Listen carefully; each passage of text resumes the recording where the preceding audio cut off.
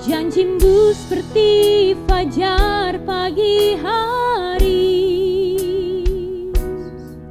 yang tiada pernah terlambat bersinar. Cintamu seperti sungai yang mengalir, dan ku tahu betapa dalam kasih-Mu. Mari kembali naikkan pujian ini, katakan, ketika ku hadapi kehidupan ini, ya Yesus, jalan mana yang harus ku pilih? kami tidak mampu tanpa Tuhan. Ku tahu ku tak mampu, ku tahu ku tak sanggup. Hanya Engkau Hanya Tuhan. Kau Tuhan tempat jawabanku. Haleluya. Aku pun tahu ku tak pernah sendiri, sebab Engkau Allah yang menggendongku. Tangan-Mu membelaiku, cinta-Mu memuaskanku. Kau mengangkatku ke tempat yang tinggi. Mari nyatakan dengan imanmu, katakan, janji-Mu seperti fajar pagi hari yang tiada pernah terlambat bersinar. Cinta-Mu seperti sungai yang mengalir,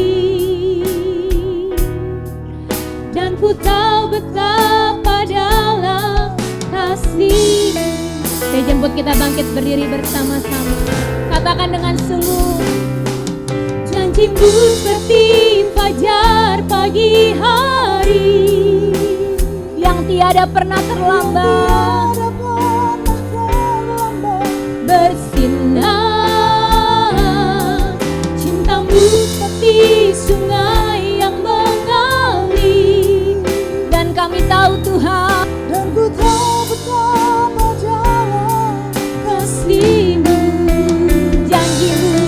Janji-Mu seperti fajar pagi hari. Saya serahkan kepada hamba-Nya yang tiada pernah terlambat bersinar.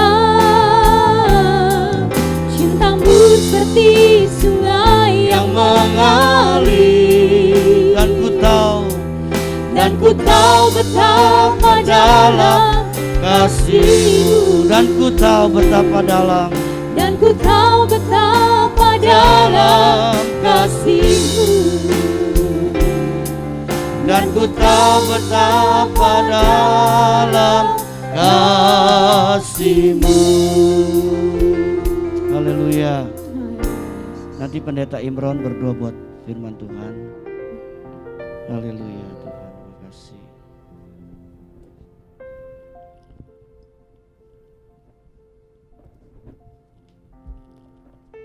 Mari Bapak Ibu sekalian kita berdoa. Syukur kepada-Mu Tuhan. Puji syukur kami panjatkan kepada-Mu Tuhan. Ya. Hari ini kami bisa beribadah di Ruko Grahanyaga, Ya Tuhan. yang sebentar lagi menjadi GBI Ruko Grahanyaga Tuhan. Amin. Kami bersyukur hari ini Tuhan dapat mendengarkan firman Tuhan yang akan dibawakan oleh Bapak Gembala kami Petek Jayadi. Ya Tuhan. Biarlah firman Tuhan itu menjadi rema, kekuatan, kemenangan, bahkan juga pertumbuhan Haleluya. rohani dan jiwa kami pada hari ini Tuhan. Berfirmanlah Tuhan Yesus, karena kami siap mendengarkan pada hari ini. Haleluya, amin. Amin. Silakan duduk Bapak Ibu, shalom. Puji Tuhan. Tema firman Tuhan kita pagi ini adalah takut akan Tuhan. Takut akan Tuhan. Bapak Ibu, ayat yang kita baca dari Mazmur 34 ayat 10. Mazmur 34 ayat 10 yang berkata demikian. Takutlah akan Tuhan, hai orang-orang kudus-Nya, sebab tidak berkekurangan orang yang takut akan Dia. Amin. Kita baca sama-sama kalau ada ayatnya. Oh ini PowerPoint-nya. Yang berkata begini Bapak Ibu, takutlah akan Tuhan hai orang-orang kudusnya, sebab tidak berkekurangan orang yang takut akan Dia. Bapak Ibu perhatikan ada kata sebab tidak berkekurangan orang yang takut akan Dia.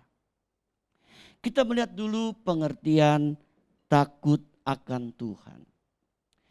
Alkitab menggunakan beberapa kata untuk mengartikan takut atau ketakutan. Ya. Itu di dalam bahasa aslinya disebut demikian Bapak Ibu. Kemudian secara teologis dapat diartikan ketakutan yang kudus. Nah, hal ini adalah dampak dari pengenalan orang percaya akan Allah yang hidup. Jadi ini adalah dampak pengenalan kita sebagai orang yang sudah percaya kepada Allah yang hidup. Jadi kita memiliki namanya ketakutan yang kudus. Unsur dari takut akan Tuhan. Ada beberapa unsur Bapak Ibu yang terkait dengan takut akan Tuhan. Yang pertama, takut sekaligus menghormati kekuasaan Allah. Takut sekaligus kita menghormati kekuasaan Allah. Contoh Bapak Ibu, hari ini kita datang ibadah di tempat ini. Kita memuji memuliakan Tuhan, kita mendengar firman Tuhan. Bapak Ibu, di tengah-tengah ibadah ini kita memiliki rasa takut sekaligus kita menghormati Allah. Kenapa? Karena kita percaya Allah itu hadir. Tuhan itu hadir. Jadi kita memiliki rasa takut sekaligus kita menghormati kekuasaan Allah, kehadiran Allah di tengah-tengah ibadah kita. Ini penting kita pahami sebagai orang percaya. Bahkan dimanapun kita berada Bapak Ibu. Ya, di tengah-tengah pekerjaan kita, di tengah-tengah usaha kita, di tengah-tengah segala aktivitas kehidupan kita harus memiliki rasa takut sekaligus menghormati kekuasaan Allah. Jadi dari hidup kita Bapak Ibu mengeluarkan satu sikap yang takut dan sekaligus menghormati kekuasaan Allah di dalam hidup kita. Jadi kita tidak akan sembarangan, tidak akan sembrono Bapak Ibu. Karena kita memiliki rasa takut dan sekaligus menghormati kekuasaan Allah di dalam hidup kita. Yang kedua, menaati perintah-perintahnya. Bukti orang taat adalah melakukan perintah Bapak Ibu. Menaati perintah-perintahnya. Dikatakan bukti orang taat adalah melakukan perintah. Saya bacakan kitab Kejadian 22 ayat 11 sampai 12. Ini kisah yang terkenal, yaitu kisah Bapak Abram. Berkatalah Tuhan di dalam ayat 11, tetapi berserulah malaikat Tuhan dari langit kepadanya, Abraham, Abraham, sahutnya, ya Tuhan. Lalu ia berfirman, jangan bunuh anak itu dan jangan kau apa-apakan dia. Sebab telah ku ketahui sekarang bahwa engkau takut akan Allah dan engkau tidak segan-segan untuk menyerahkan anakmu yang tunggal kepadaku. Sebab telah ku ketahui sekarang bahwa engkau takut akan Allah dan engkau tidak segan-segan untuk menyerahkan anakmu yang tunggal kepadaku. Bapak Ibu tahu kisah ini. Kisah di mana Abraham di tengah-tengah sukacitanya bersama keluarganya, bersama dengan Ishak, anak yang dia nanti sekian lama.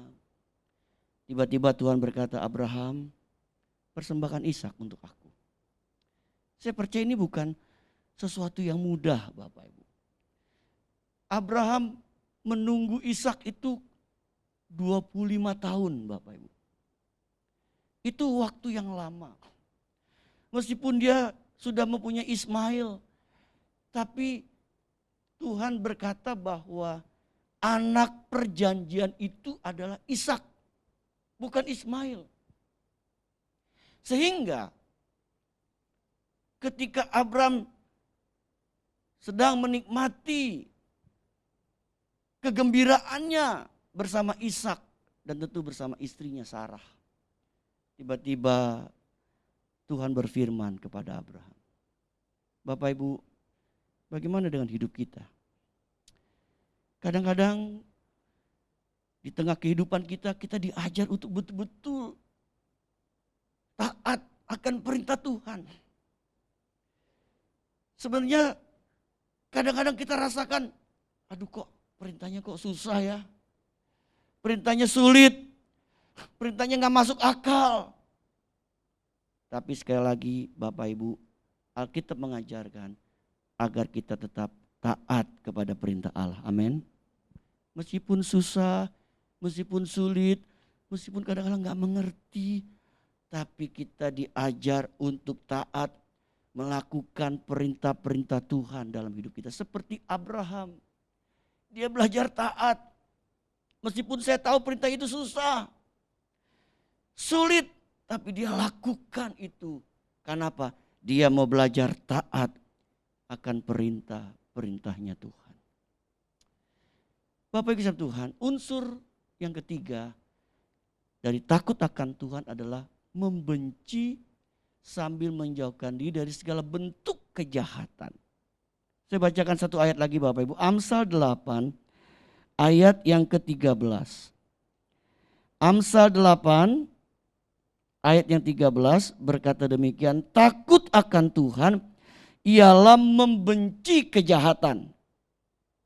Aku benci kepada kesombongan, kecongkakan, tingkah laku yang jahat, dan mulut penuh tipu muslihat. Orang yang takut akan Tuhan, dia akan hidupnya membenci kejahatan. Membenci kejahatan Bapak Ibu. Nah, ada beberapa kejahatan yang ditulis di dalam Amsal 8:13 Bapak Ibu. Ya. Jadi ada beberapa kejahatan yang ditulis dalam Amsal 8:13. Bapak Ibu, yang pertama namanya kesombongan. Kesombongan atau kecocokan itu ada suatu kejahatan di mata Tuhan Bapak Ibu. Nah, sebelum kita menguraikan lebih jauh, Bapak Ibu, di sini yang menarik ada kata membenci. Betul ya? Kata membenci ya, takut akan Tuhan ialah membenci kejahatan. Coba kalau kita lagi benci sama orang. Lagi benci Bapak Ibu. Bahasa Betawinya empet. Saya lagi empet nih sama dia. Bahasa lainnya gedek. Saya lagi gedek nih sama dia nih. Apa yang kita lakukan Bapak Ibu? Kita menghindar. Saya gak mau ketemu dia, lagi benci. Datang kebaktian jam 7.30, saya datang jam 9. Ya kan, lagi benci. Betul kan? Gua datang jam 9, saya datang jam 11. Gitu. Kan tinggal pilih Bapak Ibu. Ya kan? Pertanyaannya Bapak Ibu, kalau kita ketemu muka dengan muka. Bahasa kerennya face to face. Ya. Bahasa Betawinya amprokan. Nah, kalau kita amprokan sama orang itu yang kita lagi benci, apa yang kita lakukan Bapak Ibu? Halo? Menghindar, ada lagi tadi apa? Tuh, kita pura-pura ngeliat. Ada yang lebih sadis, buang muka. Berkata, najis lu. Ya. Kan lagi benci sama orang. Najis lu, gitu kan. Namanya orang lagi ketemu, Bapak Ibu lagi amprokan, ya kan? Ini hal yang sederhana yang kita alami dalam hidup kita sehari-hari. Alkitab kasih tahu kalau kita takut akan Tuhan, kita mesti benci yang namanya kejahatan. Artinya jangan dekat-dekat sama kejahatan. Artinya kita mesti menghindar dari kejahatan. Dan di dalam Amsal 8:13 ada 3 kejahatan yang perlu kita perhatikan. Minimal sombongan, congkak. Bapak Ibu, Tuhan itu paling tidak suka dengan orang yang sombong. Dengan orang yang congkak. Saya berdoa Kalau Bapak Ibu diberkati Tuhan dalam pekerjaan, dalam usaha, dalam pelayanan, dalam hal apapun, kita jangan sombong. Amin. Jangan sombong Bapak Ibu. Tuhan tuh gak suka dengan yang namanya sombong. Ya. Yang kedua, tingkah laku kita yang jahat. Tingkah laku kita nih jahat di mata Tuhan. Bentuk tingkah laku kita yang jahat antara lain, kita suka apa? Menduakan Tuhan. Bapak Ibu hati-hati loh. Tuhan itu tidak boleh diduakan. Ke orang pinter, ke suhu. Itu namanya menduakan. Dan itu satu tingkah laku yang jahat. Seperti yang dilakukan oleh orang Israel. Tingkah lakunya jahat. Menyembah kepada dewa-dewa. Menyembah kepada Baal. Padahal mereka punya Tuhan yang ajaib. Tuhan yang hidup. Tapi tetap saja mereka melakukan tingkah laku mereka yang jahat. Di mata Tuhan. Bapak Ibu, orang Kristen itu dilihat dari tingkah laku hidupnya loh. Tingkah laku kita ini dinilai sama orang. Dilihat. Betul gak Bapak Ibu? Kalau kadang-kadang kalau tingkah laku kita gak jadi berkat, orang bilang, orang Kristen tingkah lakunya kok begitu. Benar gak Bapak Ibu? Kan sering kita dengar orang bisa berkata demikian. Katanya orang Kristen suka khotbah lagi. Tapi tingkah lakunya pret. Begitu Bapak. Ya kan? Kadang-kadang orang bisa membuat statement-statement seperti itu. Kenapa? Karena dilihat dari tingkah laku hidupnya. Hari ini kita diingatkan unsur dari takut akan Tuhan, kita harus membenci kejahatan. Yang pertama kesombongan, kita mesti benci. Yang kedua, tingkah laku yang jahat kita mesti benci. Jadi kita mesti jaga tingkah laku hidup kita dimanapun kita berada. Yang ketiga, mulut yang penuh tipu muslihat. Tuhan juga gak demen sama orang yang mulutnya ini suka penuh tipu muslihat. Memperdaya orang dengan mulut. Ya, menipu orang dengan mulut.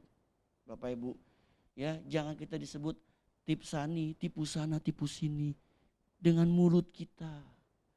Bapak Ibu, jagalah mulut kita ini baik-baik. Jangan mulut kita ini penuh dengan tipu muslihat, penuh dengan kebohongan, penuh dengan dusta, penuh dengan hal-hal yang tidak memuliakan Tuhan. Mulut kita ini Bapak Ibu, Tuhan rupanya gak suka dengan mulut yang penuh dengan tipu muslihat. Biarlah mulut kita gunakan jadi mulut yang memberkati orang lain. Membangun orang lain. Jangan kita jadikan mulut kita itu penuh dengan tipu muslihat. Bapak Ibu, banyak orang ketipu gara-gara orang itu pinter-pinter ngomong ya. Wah, pinter ngomong dia. Ya, kita dirayu-rayu. Akhirnya kita ketipu akhirnya. Banyak itu terjadi. Tetapi hari ini kita diingatkan, janganlah kita jadi orang Kristen yang seperti ini. Karena kita diajarkan salah satu unsur dari takut akan Tuhan adalah kita mesti menjaga mulut kita supaya jangan penuh tipu muslihat. Yang terakhir Bapak Ibu, berkat Tuhan buat orang yang takut akan Tuhan. Bapak Ibu, ternyata Tuhan menyediakan berkat buat orang yang hidup takut akan Tuhan. Bapak Ibu, setelah saya renung-renungkan 4 poin ini, itu luar biasa loh Tuhan kasih buat kita. Yang pertama, kita tidak kekurangan hikmat. Itu berkat takut akan Tuhan yang pertama. Mazmur 111 ayat 10 berkata, permulaan hikmat adalah takut akan Tuhan. Jadi ketika kita mulai belajar hidup takut akan Tuhan, kita tidak kekurangan hikmat. Belum lama ada satu judul khotbah. Di tengah-tengah pandemi COVID-19, kita butuh hikmat. Hikmat menghadapi pandemi COVID-19. Dibutuhkan apa? Hikmat. Bukan hanya itu Bapak Ibu, di tengah-tengah pekerjaan kita pun kita butuh hikmat. Di tengah-tengah usaha kita pun kita butuh hikmat. Di tengah-tengah rumah tangga pun kita butuh hikmat. Apalagi pada saat kita harus mengambil satu keputusan. Keputusan yang tepat. Keputusan yang penting Bapak Ibu. Kita harus butuh hikmat dari Tuhan. Kalau kita salah mengambil keputusan, akibatnya bisa fatal. Kita butuh hikmat dari Tuhan. Amin, Bapak Ibu. Hikmat dari tempat yang maha tinggi. Bapak Ibu, di Alkitab terkenal seorang raja yang penuh dengan hikmatnya, namanya Salomo. Salomo waktu dia ditabiskan jadi raja, tidak lama kemudian dia diuji Bapak Ibu. Bagaimana? Ada 2 ibu datang mengklaim bahwa anak 1, ibunya 2. Mereka bilang, ini anak saya. Yang satu bilang, enggak, ini anak saya. Waduh, ini ribut nih, gimana kita bisa tahu nih mana anak dari ibu ini kan? Tiba-tiba Salomo dapat hikmat dari Tuhan. Dia bilang, ambilkan saya pedang. Saya belah anak ini 2. Supaya adil. Jadi anak itu mau dibelah Bapak Ibu. Lalu ketika mau dibelah, seorang ibu berkata, Raja, Tuanku Raja, jangan dibelah. Aku rela anak itu diberikan, tapi anak ini jangan dibelah. Lalu Salomo berkata, kamulah ibu dari anak ini. Itu hikmat Bapak Ibu. Kan susah kan menentukan keputusan seperti ini. Tapi ketika Salomo dapat hikmat, dia lakukan itu. Dan akhirnya jalan keluar dapat dilakukan pada saat itu. Itu hikmat Bapak Ibu. Kita butuh hikmat dari Tuhan. Alkitab berkata kalau kita takut akan Tuhan, kita percaya kita tidak akan kekurangan hikmat. Amin. Bapak Ibu, saat seperti sekarang ini kita butuh hikmat dari Tuhan. Benar Bapak Ibu. Belum lama saya ngobrol dengan beberapa orang. Dia bilang begini, Pak Kiki, kalau dari sisi keadaan bisnis ya di negara kita, sampai tahun 2020 ini kita mesti ikat pinggang Bapak Ibu. Dan itu kita berharap Januari vaksin corona sudah bisa diberlakukan. Setelah diberlakukan kita masih tunggu 6 bulan. Kan itu masa peralihan, masa proses. Jadi memang secara ekonomi Bapak Ibu, dia bilang 2020 ini kita harus ikat pinggang. Kita butuh hikmat supaya kita tidak salah langkah, tidak gegabah dan sebagainya. Kita butuh hikmat. Bapak Ibu dikasih Tuhan. Kita percaya kalau kita hidup takut akan Tuhan, pasti hikmat itu Tuhan berikan buat hidup kita. Ini hikmat penting loh Bapak Ibu. Alkitab berkata hikmat itu lebih berharga daripada emas, perak dan permata. Dia lebih berharga Bapak Ibu. Orang yang diberikan hikmat, orang yang mendapatkan hikmat dari Tuhan, saya percaya hidupnya dia akan bisa bijaksana dan bisa menikmati hidup ini dengan baik, memuliakan Tuhan dengan baik. Itu kenapa? Karena ada hikmat yang dari Tuhan. Yang kedua, tidak kekurangan rejeki Bapak Ibu. Bapak Ibu baca ayat Mazmur 111 ayat 5. Kalau perlu Bapak Ibu tandai itu. Kalau dulu kan kita bawa Alkitab, kita kasih stabilo. Ya, tapi sekarang pakai handphone, tapi bisa ditandai juga kan di handphone.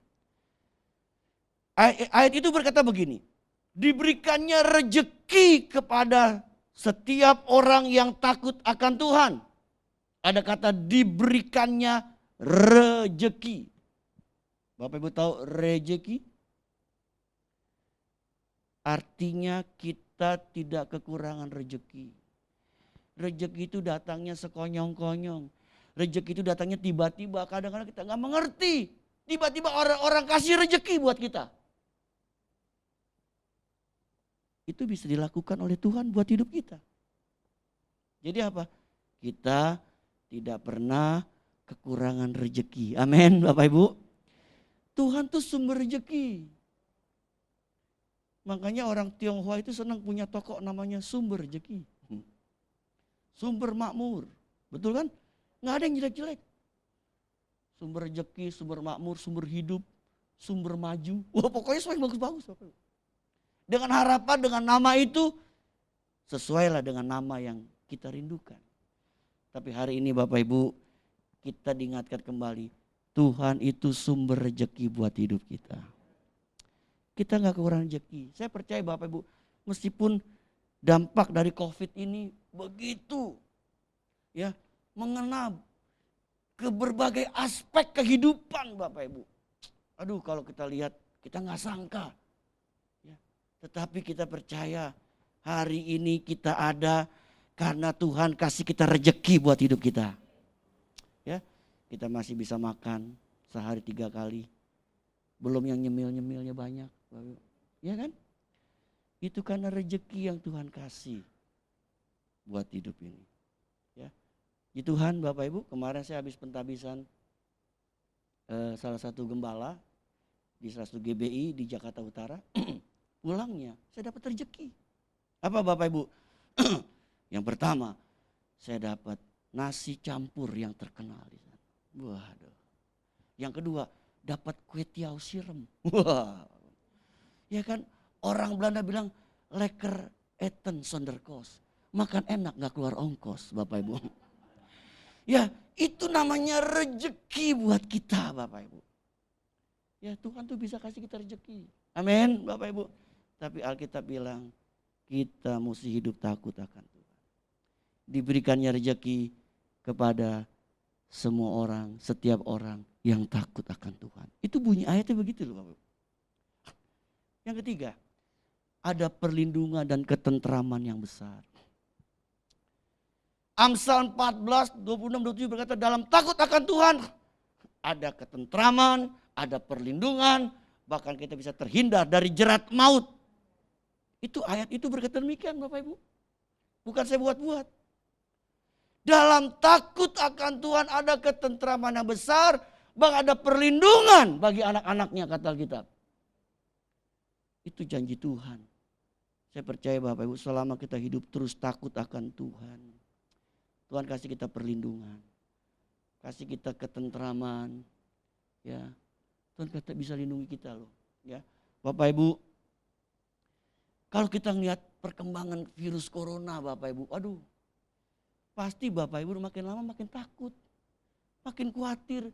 Kata sekarang Jakarta udah mulai merahnya makin banyak. Yang ditakutin nanti bukannya merah, hitam Bapak Ibu. Kita ini saingan terus sama Jawa Timur. Bapak Ibu, saya percaya kalau kita hidup takut akan Tuhan, Tuhan bisa lindungi hidup kita. Dari virus corona, dari virus apapun. Yang penting kita jaga tubuh kita baik-baik. Kita menggunakan protokol kesehatan. Bapak Ibu, dulu saya jarang minum vitamin. Tapi sejak gara-gara corona, setiap hari saya minum vitamin. Vitamin C, vitamin E, vitamin B kompleks. Udah gitu kalau malam saya minum lagi suplemen. Bayangin Bapak Ibu, kenapa? Saya harus menjaga kesehatan tubuh saya. Kan itu mesti kita lakukan, itu kan bagian kita Bapak Ibu. Ya kan, kalau kita sembrono, kita bisa gampang tertular. Apalagi orang bilang, aduh nanti ada droplet segala macam, kan tambah takut Bapak Ibu. Kemarin kita ngobrol-ngobrol dikatakan begini, katanya kalau virus kita nggak bisa tahu dia ada di mana, benar nggak? Bapak Ibu tahu ada di mana? Kan kita nggak lihat itu virus. Udah gitu apa dia kecil. Kata orang-orang di kampungnya Olive, kecil dia, kecil. Bapak Ibu, mendingan dibilangin ini dia lebih serem daripada setan. Duh bilang begitu. Kenapa? Kalau setan kita ada ke setan, kita tahu, kita merinding. Bener, bener juga Bapak Ibu. Kalau kita masuk ke tempat yang ada kuasa gelap, kita kan suka merinding-merinding. Ya kan? Bulu kuduk naik gitu kan. Kalau virus corona kita mana tahu katanya. Dia lebih sadis dari setan. Saya bilang bener juga nih dapat ilham. Kita gak pernah bisa deteksi betul. Dia ada di mana kita gak tahu. Tapi kalau ada kuasa jahat kan kita bisa tahu. Ya kan? Merinding-merinding gitu kan. Tapi saya percaya Bapak Ibu. Takut akan Tuhan ada perlindungan dan ketentraman. Amin. Yang terakhir. Berkat takut akan Tuhan. Tuhan bisa kasih kita umur panjang. Amsal 10:27 berkata dalam takut akan Tuhan. Dia bisa memperpanjang umur kita. Tetapi orang fasik diperpendek katanya. Kita bisa diberikan umur panjang. Bapak Ibu, hari ini ya, kalau kita bisa sampai umur panjang sampai hari itu karena Tuhan yang memperpanjang umur kita. Amin. Ya kita nggak tahu kapan hidup kita selesai. Tapi hari ini kalau kita masih diperpanjang umur kita, itu karena Tuhan. Dan saya percaya kalau kita belajar hidup takut akan Tuhan, janji berkat-berkat ini digenapi buat hidup kita orang percaya Bapak Ibu. Coba Bapak Ibu renungkan, di mana kita bisa dapat berkat keempat berkat ini? Di dunia nggak bisa. Hanya Tuhan yang bisa kasih. Yang pertama, Dia kasih kita hikmat. Yang kedua, Dia kasih kita rezeki. Yang ketiga, Dia kasih kita perlindungan. Dia kasih kita ketentraman. Yang keempat, Dia berikan kita umur panjang. Semuanya itu kita dapat dari Tuhan. Kalau kita belajar hidup takut akan Dia. Berbahagialah kita yang mendengar firman Tuhan serta melakukannya. Amin. Kita memiliki Tuhan yang melakukan keajaiban-keajaiban dalam kehidupan kami, dalam keluarga kami, dalam pekerjaan, dalam usaha, dalam pelayanan, dalam apapun kami boleh melihat keajaiban Tuhan yang Tuhan terus nyatakan di tengah-tengah hidup kami sampai hari ini. Sebentar kami akan pulang Tuhan, kami percaya penyertaan-Mu sempurna. Amin. Untuk itu Bapak Ibu kekasih Tuhan, sekarang terimalah kembali berkat dari Bapa kita di surga, cinta kasih dari Tuhan kita Yesus Kristus, dan persekutuan bersama Roh Kudus menyertai kita hari ini sampai Tuhan Yesus datang yang kedua kali menjemput kita semua. Haleluya, sama-sama katakan amin.